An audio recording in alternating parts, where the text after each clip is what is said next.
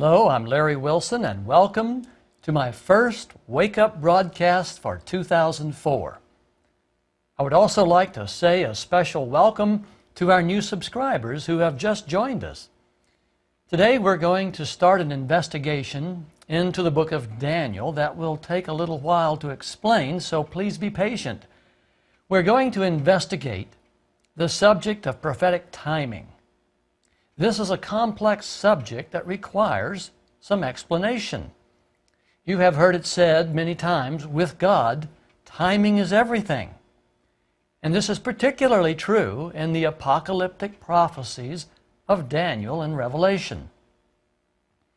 Because apocalyptic timing conforms to a rule, a few words about rules of interpretation are necessary.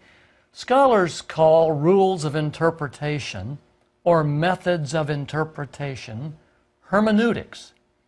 That word shouldn't scare you. It just indicates that when one approaches the study and the interpretation of the books of Daniel and Revelation, he needs to follow a consistent method, a consistent hermeneutic. I want to take you first, as we began this little investigation, I want you to look at this circuit board. And although I realize that to most people, this circuit board is just a piece of junk. Very few people would have any use for this little circuit board in its present form. Therefore, most people would say it's worthless. It's just a piece of trash. Now, if I zoom out just a little bit more so that you can see, it's not a very big board, just a tiny little circuit board. The untrained eye cannot determine why this circuit board was created. The untrained eye cannot figure out what it does. So because of ignorance, this amazing little circuit board would be regarded as a piece of junk. Pure junk. Now, an electronic technician could look at the circuit board and he could make some educated guesses about the functions or the application of it.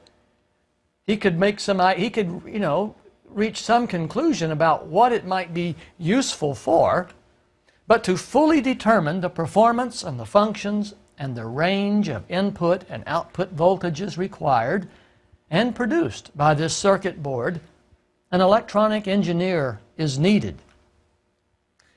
Using reverse engineering, remember this term, reverse engineering. Reverse engineering is where you take an object that has been created and you study it so that you might determine how it works and what its purpose is and what it's for. So using reverse engineering, it would take an engineer some time to make an accurate determination as to the purpose and the operating environment required by this circuit board. Now, let's suppose an engineer took a look. What would he see? How would he reach his conclusions? Well, the first clue he would have about this little board is the size of it. The size tells you something. And you can see that it's quite small. Small elements handle small currents. So if we zoom in and you can take a look and see how small these resistors are, and the transistors, and you can see a fuse right here, the engineer would quickly know that this part of this circuit board handles small amounts of current because large elements handle large currents. There's a physical rule that goes with the amount of current something in its size can handle. Second, an electronic engineer would look at the parts, and he would notice some parts that he is familiar with. He might say, well, here's a heat sink with a couple of transistors. Those must be power transistors. And this little black thing down here inside is a diode, or some kind of diode, maybe a Zener, or here's some resistors, these little round things here. Here's some capacitors. The engineer would examine the parts to see what he recognized so that he could make a determination about the purpose of this circuit board. Then, the engineer would study the wiring of the elements because there is a very precise wiring architecture on every circuit board. Electronic circuits are not forgiving. A bad circuit will produce a fried circuit board in a heartbeat. Every element, that is, every chip, transistor, resistor, capacitor, transformer, and diode on this circuit board is arranged according to a well-known rule. This rule is called Ohm's law. Let's go to the computer screen for a moment. This rule that governs the architecture is called Ohm's law. It was named after Georg Ohm, the 19th century German physicist who discovered the consistent electrical relationships between current, resistance, and voltage. Ohm observed the behavior of a phenomenon called electricity, which God designed when He created Earth. Now, electricity wasn't known, until the 18th or 19th century, and Dr. Ohm discovered the behavior of electricity, which God had created thousands of years earlier. Dr. Ohm, or Georg is his name, his first name, he wrote down his observations in the form of an equation, and today, Georg's discovery is called Ohm's law.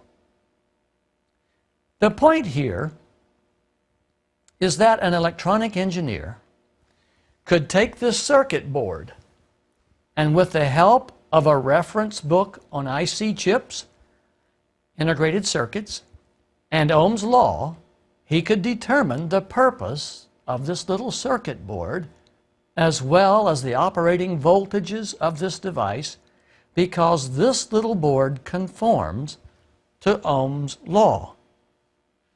Now, look at this board for a moment and understand that this device that you're looking at sits in a perfect electrical balance. Each element is connected to other elements according to Ohm's law. And the result is that it works as designed. This little circuit board is a power supply out of my computer. And I thought you might like to see and understand that when you look at this little circuit board, the parallel is looking at Bible prophecy. All the parts of Bible prophecy fit together to form one perfect, balanced circuit. There's one purpose. There's one solution.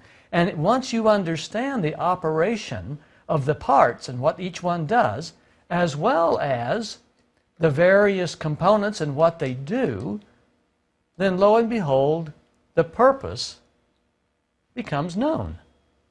And it's quite exciting. So it is. To the untrained eye, apocalyptic prophecy is not understandable. It is a collection of visions about beasts and horrible things that literally mean nothing. Today, apocalyptic prophecy is regarded by many people as Bible trash. Bible trash. This is a little phrase I've coined because a lot of people trash the books of Daniel and Revelation by saying, oh, you can't understand that. I don't need to know about that. I don't need to know about that in order to be saved. So they're trashing it. They're calling it Bible trash. If it had no value, if it was not important, why did God put it in the Bible? Good question. But look again. Every element, and there are about 200 of them, in the 17 apocalyptic prophecies of Daniel and Revelation are deliberately wired to each other. All of the elements are deliberately wired to each other in a unique way so that they support one another. When it comes to truth, there is perfect harmony in the sum of all the parts.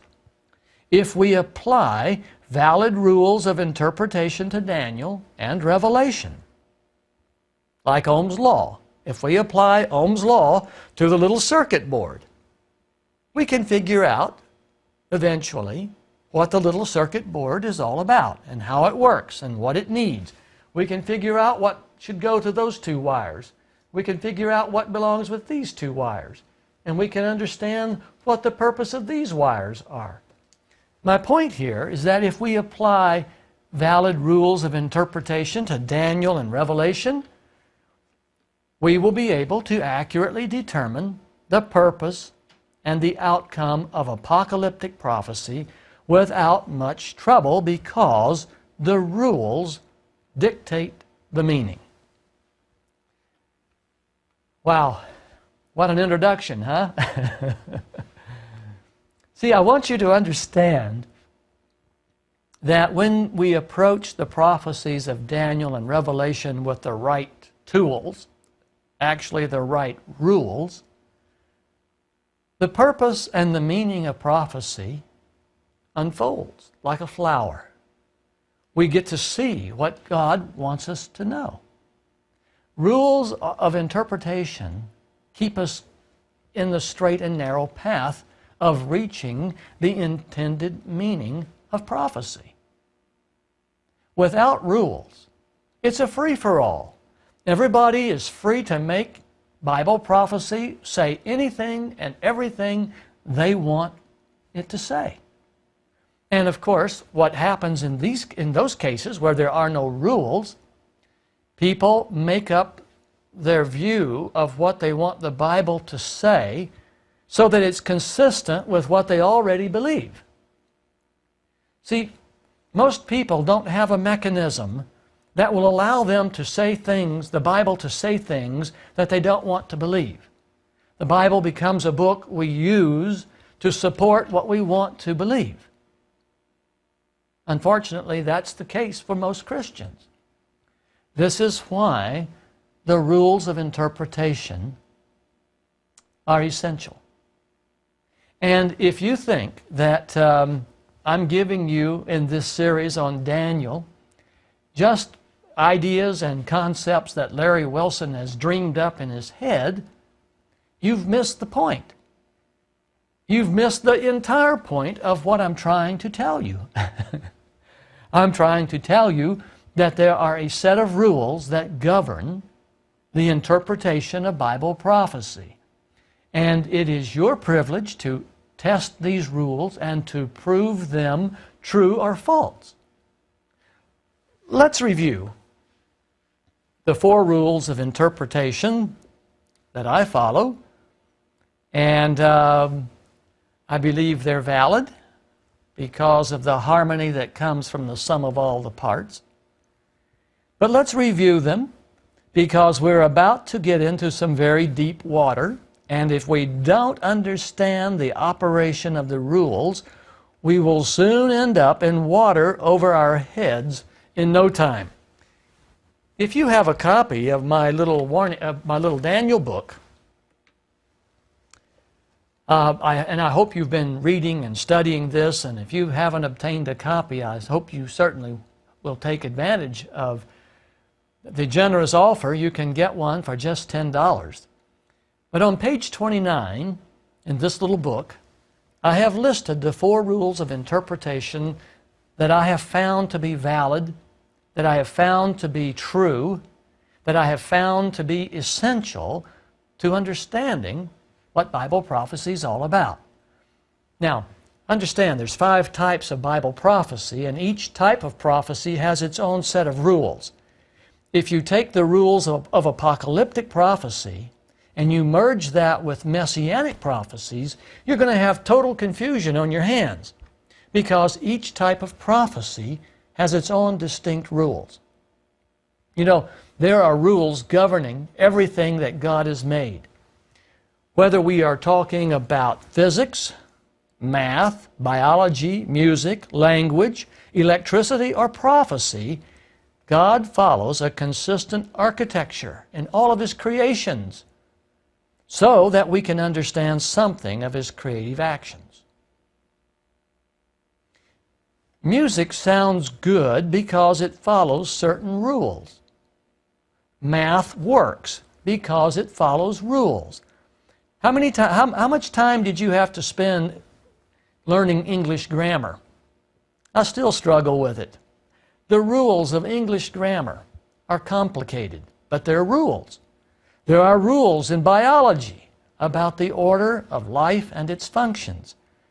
God has put rules in electricity. Georg Ohm discovered those rules and wrote it in a formula called Ohm's law. There are rules in prophecy as well, because God follows a consistent architecture. If He didn't, everything would be chaos. There would be no reason. There would be no ability, no reasonableness to anything that God has done. A consistent architecture can be expressed in the form of rules. Why does 2 plus 2 equal 4? Is it because your first grade teacher said so? No, it's because of the laws of addition. That's why. And 2 plus 2 is 4 no matter where you go on earth. Now, what about 3x plus 5 equals 14? Here's a simple algebraic equation with one unknown. Because of the laws of addition and subtraction, multiplication and division, we can solve for x. Algebra has 6 rules in it. And once you understand the rules, you can solve any algebraic problem. If x equals 3, you have 3 times 3, which is 9, plus 5, which would be 14. In other words, a consistent architecture can be expressed in the form of rules, and the equations will conform to those rules. The rules of apocalyptic prophecy, okay, listen carefully, were sealed up in the book of Daniel until the time, the appointed time of the end, for the benefit of the final generation. We uniquely need to know what God is about to do, because we live at a time when God is about to do things He hasn't done before. That's why we need to know. The rules of apocalyptic prophecy were sealed up in the book of Daniel until the time of the end. By unsealing Daniel, God has compassionately lifted a great veil so that we can understand what He's going to do, how He's going to do it, why He has to do it, and when He will begin. God has mercifully shown us what, how, why, and when. Let's look at Rule 1. Rule 1 states, and these are my words, I'm describing a consistent architecture that I have observed using my own words, okay? Each apocalyptic prophecy has a beginning and ending point in time, and the events occur in the order they are given. Very simple little rule. Let's notice these 2 examples. Here in example number 1, we have the prophecy that is found in Daniel 2, verses 31 to 35.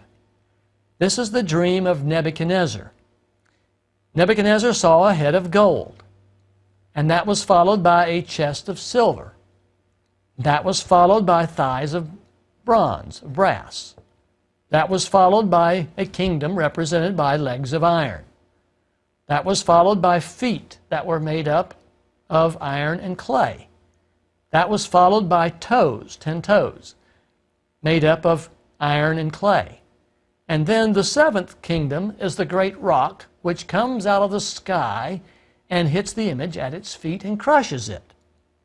So here in Daniel chapter, the very first apocalyptic prophecy in Daniel, we find that this prophecy has a beginning point in time, has an ending point in time, and the events occur in the order in which they're given. I hope that makes sense to you. Now, let's look at example number 2. This is the first prophecy, apocalyptic prophecy, in the book of Revelation. It begins with Revelation 4:1 and goes through chapter 6, verse 17. Now notice the blue X's here on your screen. This represents the Revelation 4:1 through 6:17. This is the story, let's say, of the seals. And then you'll notice the red Y's, because the letter Y here represents a different prophecy that begins after verse 17. And then the letter Z, you'll notice these black letters, that represents even a third prophecy. So in the book of Revelation, we have this prophecy, and then this prophecy, and then this prophecy. And the neat thing about each of these prophecies, they have a beginning point in time, they have an ending point in time, and the events occur in their order. And then when the order is broken, we start a new prophecy. Revelation 7:1, as you're about to see, starts a new prophecy because the old one has come to an end. The chronological order has been broken. Rule 1 has been violated. Every time Rule 1 gets violated, you start a new prophecy. What does Rule 1 say? Each apocalyptic prophecy has a beginning and ending point in time, and the events occur in the order they are given. So, as you're reading along, and you're following the order of the story, and then you come on the next verse and you say, that has to happen before this. In other words, this event does not follow after that event. Therefore, I have a new prophecy. Okay? I want to demonstrate this to you. I'm going to read a few verses from Revelation chapter 6, which of course is the 6th seal. I watched as he, that is the Lamb, opened the 6th seal. You know, that's the book sealed up with 7 seals. Here is the opening of the 6th seal. There was a great earthquake. When Jesus opens the 6th seal, there will be a great earthquake. The sun turned black, like sackcloth made of goat hair. The whole moon turned blood red, and the stars in the sky fell to earth. Physical phenomenon. When Jesus breaks the 6th seal, there will be an earthquake. The sun will turn dark, black. It'll be eclipsed. The moon will turn red, and the stars in the sky will fall to earth, as late figs drop from a fig tree when shaken by a strong wind. The sky receded like a scroll, rolling up, and the Bible says, and every mountain and island was removed from its place. When Jesus appears in clouds of glory, this little planet will go into an earthquake that will actually move every mountain and every island from its place. The kings of the earth, the princes, the rich, the generals, the mighty, and every slave and free man hid in caves and among the rocks of the mountains. They called to the mountains and the rocks, fall on us and hide us from the face of him who sits on the throne and from the wrath of the Lamb. For the great day of their wrath has come, and who can stand? So when Jesus appears, the wicked run for cover like cockroaches running for cover after they've been exposed to the light. Now, that's verse 17. Now, notice the next verse, which will be chapter 7, verse 1. After this, I saw 4 angels standing at the 4 corners of the earth, holding back the 4 winds of the earth to prevent any wind from blowing on the land or the sea or on any tree. Then I saw another angel coming up from the east, having the seal of the living God. And he called out in a loud voice to the 4 angels who had been given power to harm the land and the sea, "Do not harm the land or the sea or the trees until we put a seal on the foreheads of the servants of our God." Okay, what have we seen here? I want you to carefully watch this. Here we've been reading in the prophecy in Revelation 4 through chapter 6, verse 17. Here is the second coming. Here is in verse 17 is where the rich and the generals and the mighty men call for the rocks and the mountains to fall upon them. And then here in 7:1, we see the 4 angels holding back the 4 winds until the 144,000 are sealed. Well, obviously, that doesn't happen after the second coming. So, we have a new prophecy. Rule 1 has been broken. The order of this prophecy will not work. You can't go X, X, X, and then Y. You have to terminate this prophecy in chapter 4, verse through 6:17, and you start a new one because the order, the chronological order, has been broken. When the chronological order of events is broken, a new prophecy begins. Wow, that's what Rule 1 is all about. And when we continue in the second segment of our study today, we're going to continue looking at the Rules 2, 3, and 4.